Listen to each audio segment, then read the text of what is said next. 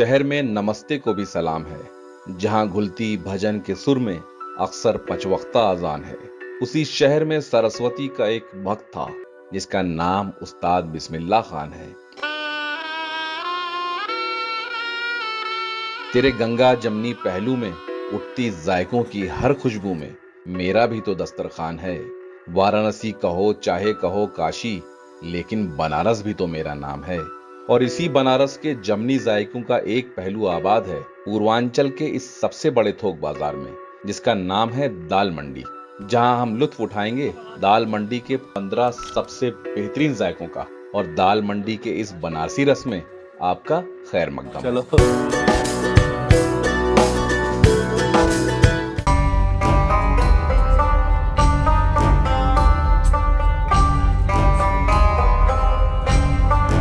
आज के दिन की शुरुआत हो चुकी है और अब मैं जा रहा हूँ नई सड़क। ठंड की इस दोपहर को सुबह समझते हुए मैं इस खुशमिजाज समीउल्लाह भाई के रिक्शे में बैठ के बनारस की इन मिट सी गई दहलीजों के खंडर से गुजरते हुए पहुंच गया चहल पहल से जिंदा इस इलाके नई सड़क।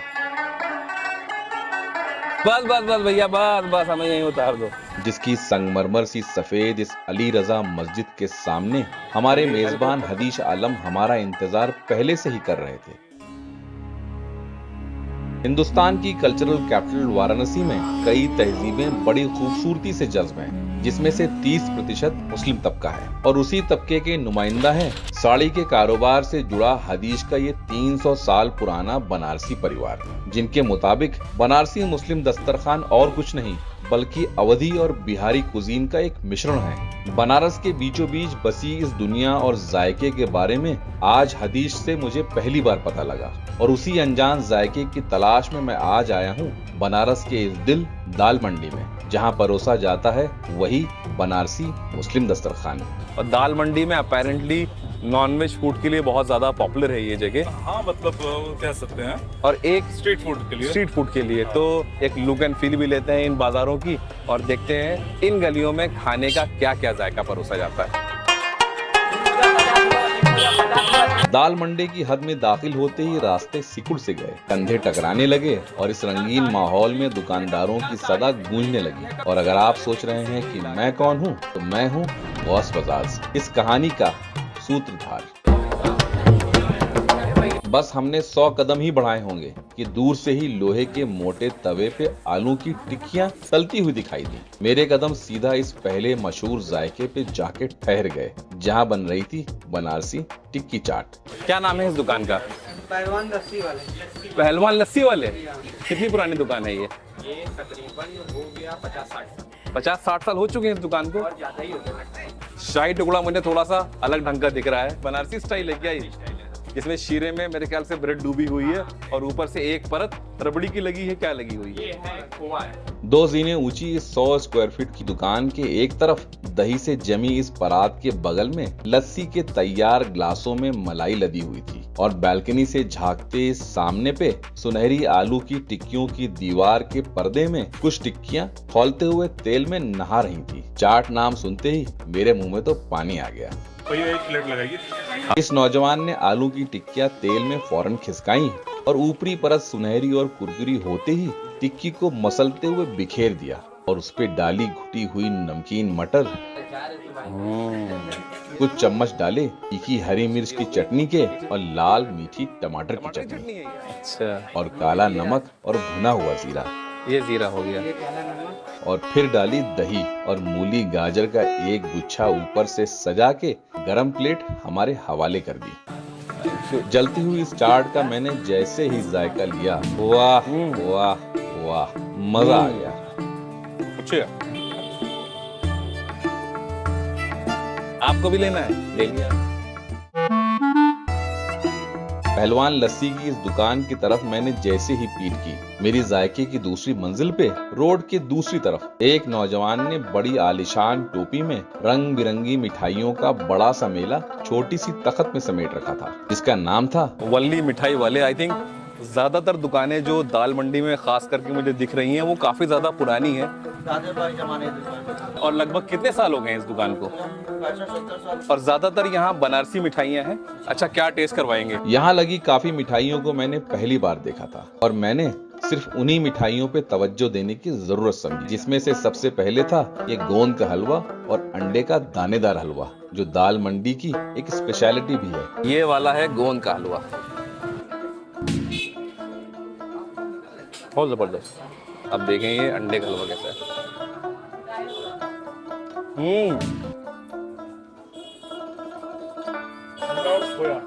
कहीं ना कहीं अंडे की कंसिस्टेंसी भी बिल्कुल खोए जैसी ही लग रही है।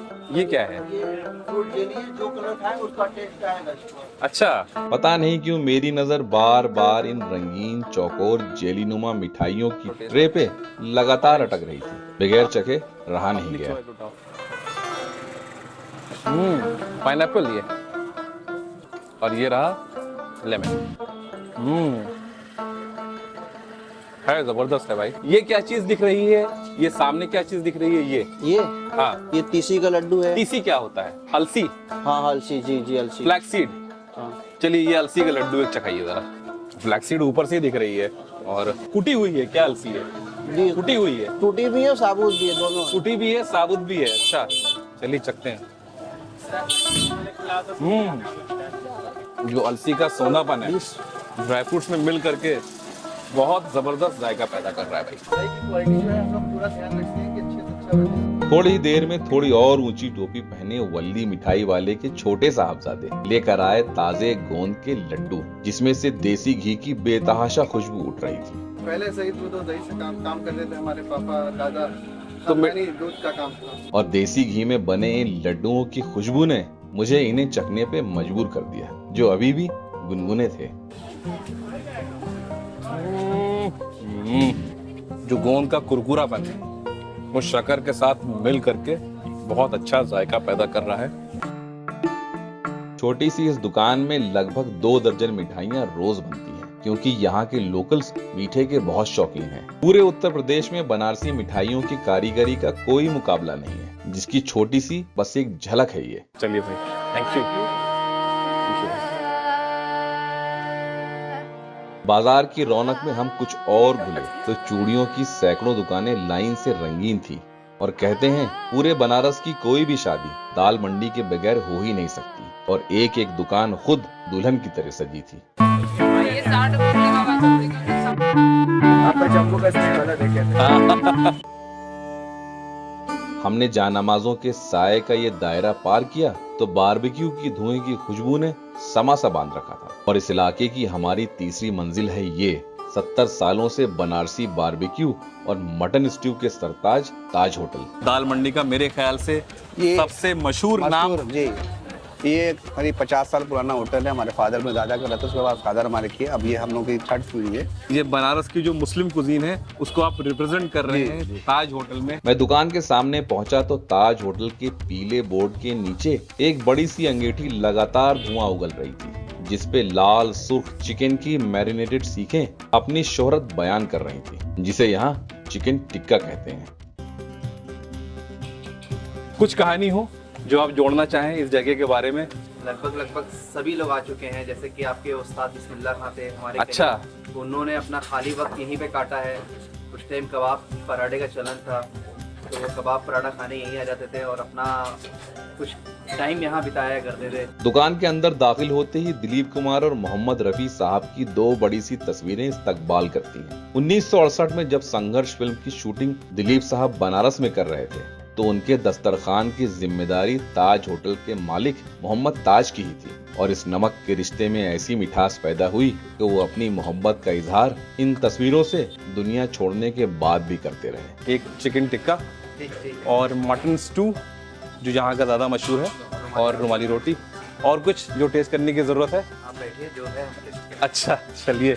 मेरी इन्फॉर्मेशन के हिसाब से यहाँ का मटन स्टू और रुमाली रोटी बहुत मशहूर है। स्टू आपका प्याज के बेस पे बनता है, प्याज के खड़े मसाले पे या यखनी के खड़े स्टाइल? मसाले पर बनता है और प्याज पे ही बनता है। और गर्मा गर्म रुमाली रोटी इसीलिए यहाँ लगातार लग रही हैं, जिनकी शक्ल बड़ी सी चपाती से ज्यादा मिल रही है।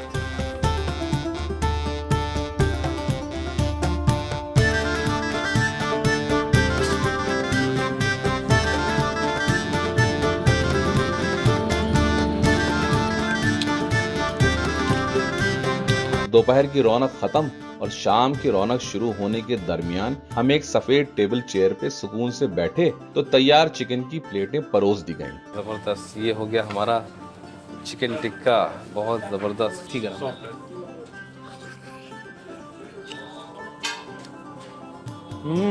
वाह वाह वाह, बहुत ही जबरदस्त।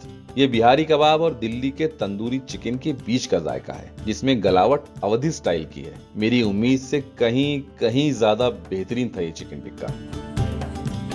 चिकन टिक्के के साथ आया गर्मा गर्म स्टील की छोटी छोटी प्लेटों में यहाँ का मशहूर मटन स्टू और रुमाली ये हो गया हमारा मटन स्टू। जो मटन स्टू की ग्रेवी है वो काफ़ी ज़्यादा थिक है, पीसेस काफ़ी अच्छे दिए हुए हैं, 2 पीस दिए हैं इन्होंने यहाँ पर। मटन स्टू की शक्ल भी चंपारण और अवधी कोरमे जैसी थी, इसमें मिर्च की शोखी थी। रुमाली रोटी से मैंने निवाला बनाने की कोशिश की तो गोश्त थोड़ा सख्त सा लगा। अब देखते हैं इसका जायका कैसा है। वाह वाह, शानदार मटन की क्वालिटी काबिले तारीफ है और शोरबा बिल्कुल चंपारण और अवधी के बीच का। नॉर्मली चाहे दिल्ली हो चाहे लखनऊ हो, जो बाकी सब इलाकों में स्टू देखने को मिलते हैं वो थोड़े से गाढ़े शोरबे में होता है। ये शोरबा थोड़ा सा पतला है लेकिन जायका अपने अंदर पूरी तरीके से समेटे हुए हैं। अब समझ आया कैसे बनारस का मुस्लिम दस्तरखान बिहार और अवध के दखल से मिलजुल कर ही ये जायका तैयार हुआ, जिसे अब बनारसी कहते हैं।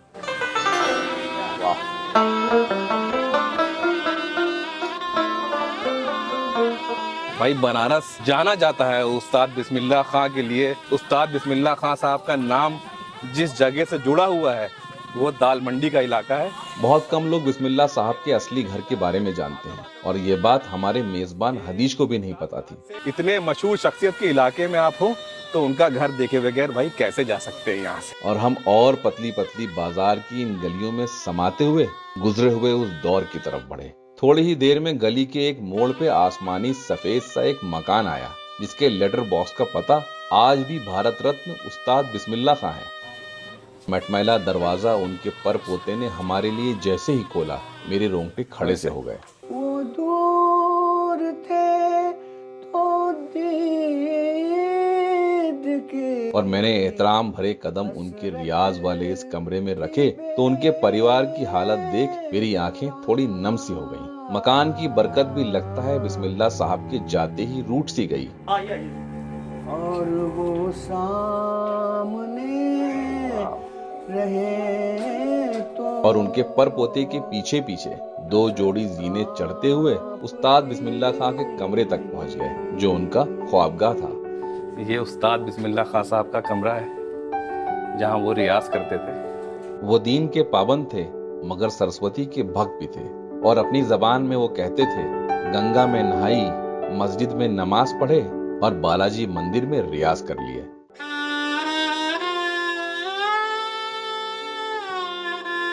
और उनकी शहनाई की आवाज जाने क्यों मुझे नीचे से ही महसूस हो रही थी। और शहनाई का वो फन उन्होंने अपने पोते उस्ताद नाजिम हुसैन को सौंपा था। सुबह 7 बजे वो इसी कमरे में आज भी रियाज करते हैं।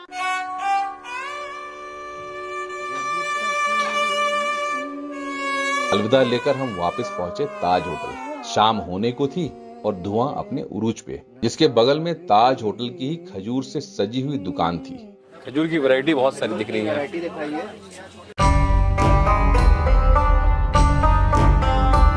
ये मशरूफ है, ये कलमी है, ये अजवा है। ये 1200 रुपए किलो की जो खजूर दिख रही है, जरा एक खजूर टेस्ट करवाइए। और उस दुकान पर खड़े इस बेहद खुशमिजाज शख्स ने खजूर की दावत का एक सिलसिला छेड़ दिया। वाकई मैंने ऐसी जबरदस्त खजूरें पहले कभी नहीं खाई थी।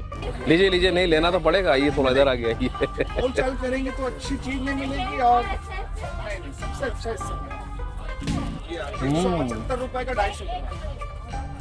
ये कलमी है, कलमी खजूर, ये सब मदीने की होती है। कलमी, अजवा, मशरूफ सब मदीने की है। आपको कौन सी दे? आई थिंक खाने के बाद इससे बेहतर मीठा तो नहीं हो सकता। आप ज्यादा दे रहे हैं आप। इसकी थोड़ी रंगत अलग है, हल्की सी लाल रंग की तरफ दिख रही है।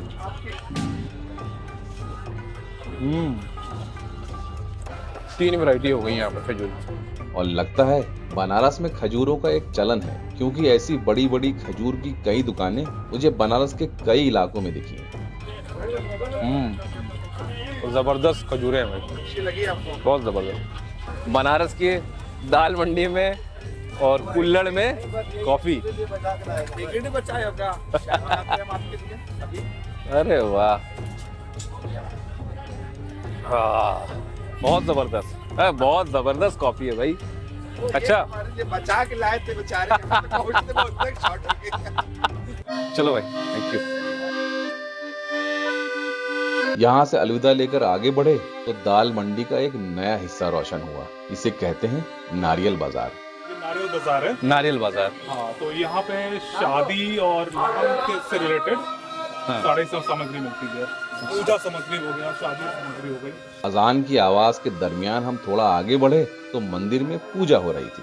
हम ठहरे हुए लम्हे में कभी दाएं मुड़ते तो कभी बाएं, लेकिन जैसे ही मेरी नजर इस डंडी लगे काले गोले पे पड़ी, जो शायद नारियल था, लेकिन आखिर ये है क्या?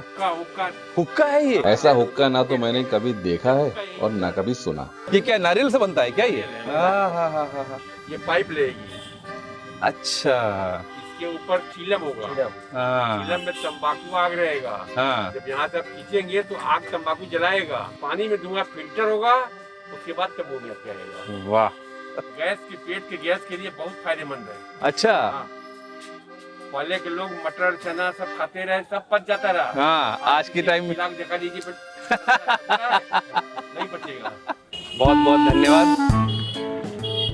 ये कहाँ जा रही है? देखें। यहाँ से आगे बढ़े तो एक अनजान सी पतली गली में दाखिल हुए, जो शायद मंगलसूत्रों का बाजार था। ये मंगलसूत्र की मार्केट लग रही है। जिससे गुजरते वक्त मेरी नजर इस दुकान पे पड़ी, जहाँ पलंग तोड़ मिठाई बस तैयार हो रही थी। और ये मिठाई बनारस की एक सौगात है। धीमी आंच पे खौलते हुए दूध से मलाई की महीन महीन दर्जनों परतें एक के ऊपर एक रख एक मोटी परत तैयार की जाती है, और उन्हीं दो मलाई की मोटी परतों के बीच रबड़ी और खोए का एक मिक्सचर भर के उस पे पिस्ते का खुरचन और जाफरान छिड़कते हैं, जिसे पलंग तोड़ कहते हैं। तो इसको पलंग तोड़ बोलते क्यों है? भैया ये बनारस में फेमस आइटम है, कहीं मिलता नहीं, बस इस गली में, सामने गली में और कहीं नहीं मिलता। हाँ, इतनी लंबी मिठाई कहीं नहीं मिलेगी।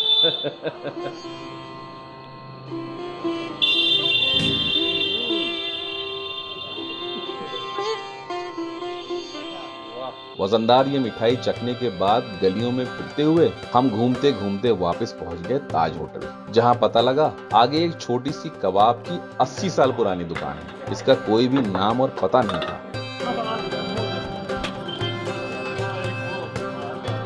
तिराहे के एक कोने में तीसरी पीढ़ी की एक छोटी सी दुकान पे ये भाई साहब जमीन पे बैठे एल्युमिनियम की बिरयानी के बड़े से भगोने की आड़ में कोयले की भट्टी पे कबाब सेक रहे थे। थोड़ा और नजदीक पहुंचा तो पतली सुईनुमा सीखों में गुलाबी कलेजी के टुकड़े धीमी आंच पे चुटचुटा रहे थे, और इन्हीं कलेजी की सीखों को इस इलाके में कबाब कहते हैं। मैंने कई सवाल पूछे।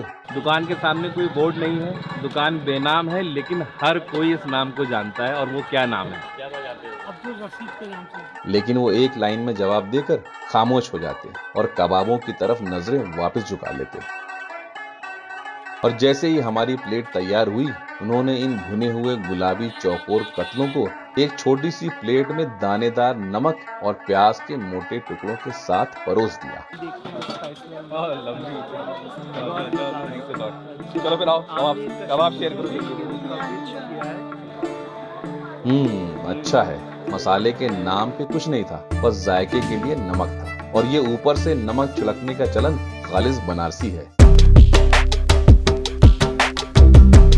दाल मंडी की अब जगमगाती रोड पे मेरी नजर एक दबी हुई रोशनी वाली गली में पड़ी, जहां एक डेग से भाप उठती हुई दिखाई दी। तो हदीश ने बताया ये यहाँ के मशहूर अकबर नारी वाले हैं। लगातार हमारी बातें सुन रहे बड़े सीधे ये अंकल फौरन हरकत में आ गए और अपने पीछे आने का इशारा किया। और ये बनारस का प्रॉपर जायका है ये? जी हाँ जी। और उसी स्टाइल में सब कुछ बनता है यहाँ। नीले दरवाजे और नीली टेबल और बेंच वाली ये दुकान दबी हुई रोशनी की वजह से और पुरानी लग रही थी, और दुकान के सामने रोड पे ही एक तंदूर में ये चचा छोटी छोटी हथेली के बराबर की खमीरी रोटी लगातार चिपका रहे थे। बूढ़े से इस तंदूर में मैंने अंदर झांका तो झुर्रियां साफ दिख रही थी। गर्मी से जैसे ही रोटियां फूली, खुशबू भी दूर तक फैल गई। यही साइज और ताफ्तान की शक्ल की ये खमीरी रोटियां पूरे बनारस में परोसी जाती हैं, जो अब बनारस के मुस्लिम दस्तरखान का सबसे अहम हिस्सा है। गर्मा गर्म रोटी के साथ हदीश ने नहारी का ऑर्डर दिया और हमारे बैठते ही एक स्टील की प्लेट में नहारी परोस दी गई। मुलायम खमीरी रोटी से मैंने पतले शोरबे वाली नहारी को समेटते हुए पहला जायका लिया। उम्मीद से हल्के जायके को जल्दी जल्दी समेटा और हम जैसे ही बाहर निकले, इस बड़े ही खुशमिजाज दुकान के मालिक ने हमारे लिए चाय मंगवाई। बहुत अच्छा लगा मिलकर के। आप जब भी आइए इंशाल्लाह, हमारे क्या जो है आप बगैर खाए मत जाइए। बगैर खाए मत जाइए। भाई ये हमारी आपको तो मोहब्बत है। बेमकसद यूं ही सब कुछ महसूस करते हुए आगे बढ़ा तो दीना चाट भंडार के सामने इस मकान से मेरी नजर हट ही नहीं पाई। मुझे यह मकान अब हर हाल में अंदर से तो देखना था। पूछने पर पता लगा सामने एक ज्वेलर है, वही इस मकान के मालिक हैं। उनसे पूछा तो बड़ा हैरान परेशान होकर के बोले, कौन हो भाई, कहाँ से आए हो? लेकिन आखिरकार मैंने उन्हें मना ही लिया और वो खुद मेरे साथ आए। Beautiful house. अरे वाह। तो आपके जो फॉरफादर्स थे वो क्या काम करते थे? We were like landlords, no? ये किसी किंग का घर था पहले? हाँ, मतलब जैसे पहले क्या था, बनारस में वो थे ना काशी नरेश और वो लोग, जी। तो जैसे अभी आगे वाला भी जाएंगे ना तो ये पूरा टूट के बन रहा है। जी जी तो जी। वो घर भी किंग का ही था। किंग रूलिंग जब खत्म हुआ और फिर उनके जब प्रॉपर्टीज बिकने लगे तो उनसे जब मेरे मतलब एंसेस्टर्स ने खरीदा था, दस्तावेज अभी भी उर्दू में ही लिखे हुए हैं। अच्छा अच्छा। पूरा उर्दू में ही लिखा हुआ है। गुजरे हुए वक्त की कहानी ये घर बड़ी खूबसूरती से बयान कर रहा है। बड़े ही खूबसूरत इस हरे रंग के 200 साल पुराने मकान में गुजरा हुआ वक्त दीवारों, दरवाजों, खिड़कियों और फानूसों में ज्यों का त्यों महफूज था। मेरे एंसेस्टर्स ने इसको 400 रुपए में खरीदा था उस टाइम पे।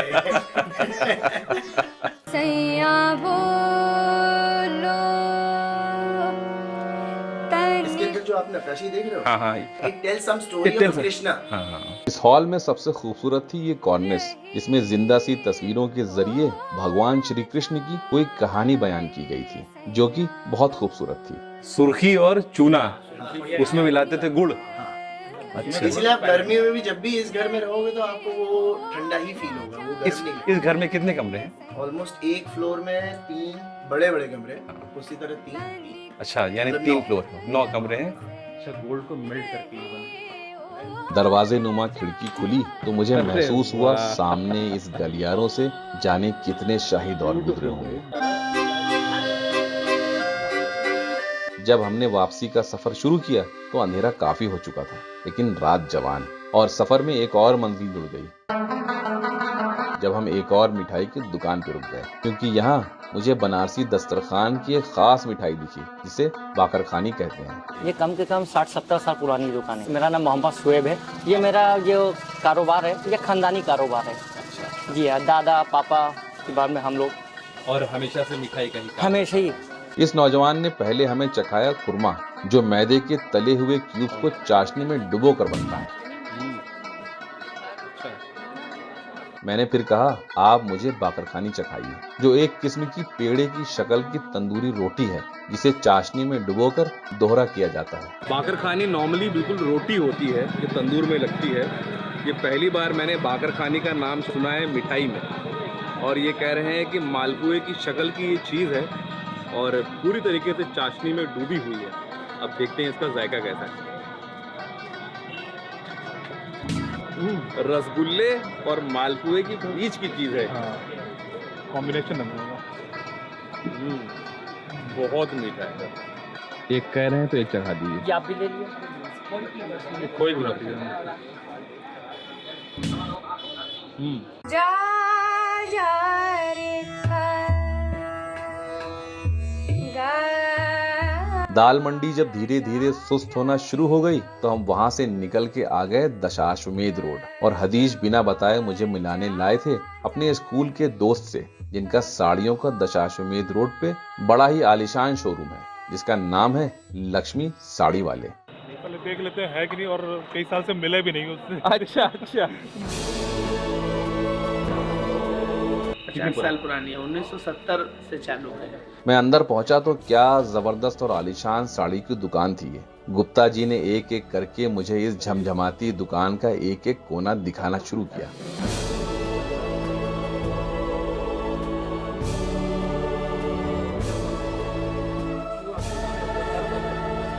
ये साड़ी कितने की है?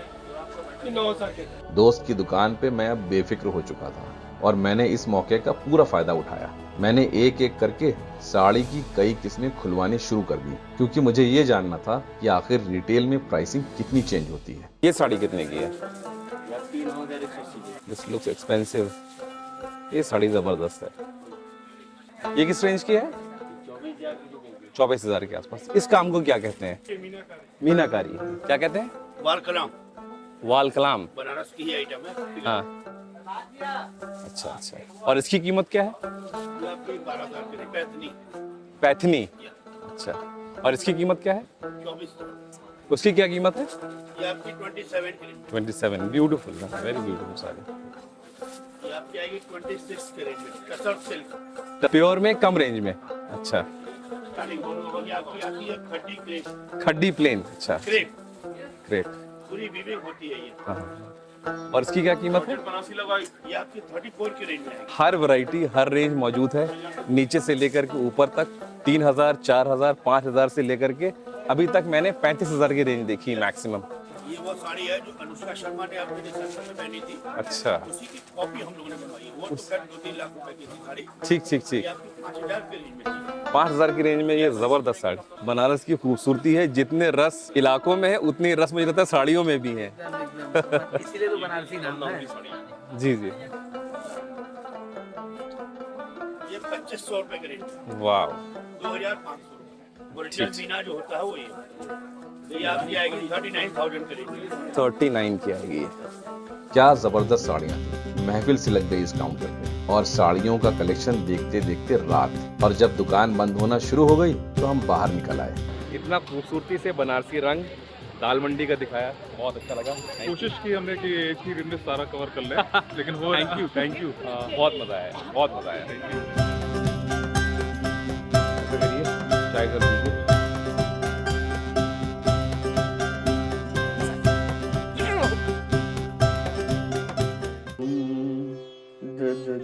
और अगली सुबह मैं वापस पहुंचा उस्ताद बिस्मिल्लाह खां के पोते नाजिम हुसैन के रियाज के वक्त दाल मंडी। और शहनाई की इस महफिल के बाद आज साड़ी की दुनिया का मेरा अधूरा सफर पूरा होगा, क्योंकि मेरे स्कूल के बचपन के दोस्तों के घर पे मेरी दावत अभी अधूरी थी और आज का ब्रेकफास्ट, लंच और डिनर उन्हीं के घर पे है, लेकिन अगले एपिसोड में। ये हमारे चाचा जी, ये आपकी